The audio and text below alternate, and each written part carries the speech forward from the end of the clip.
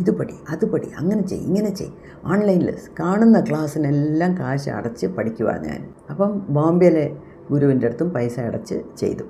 അപ്പോൾ അവരും വായിച്ച് കാണിക്കും. അവർക്ക് ഒരുപാട് കൺസൾട്ടേഷനൊക്കെ ചെയ്യുന്നുണ്ട്. അവരുടെ അടുത്ത് നമ്മൾ 15 നിമിഷം സംസാരിക്കണമെങ്കിൽ ഈ 2500 രൂപ ഫീസ് അടയ്ക്കണം. 15 മിനിറ്റ്സിനാണ്. അപ്പം ഒരു 1 അവർ നമ്മളുടെ ആപാത്തലൊക്കെ പോയി പറയും, നമ്മളുടെ പ്രയാസങ്ങളൊക്കെ പോയി പറയും.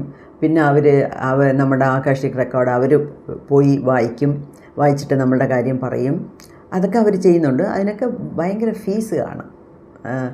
ജസ്റ്റ് 15 മിനിറ്റ്സ് സംസാരിക്കാനേ 2500 രൂപ. ആലോചിച്ച് നോക്കിയേ.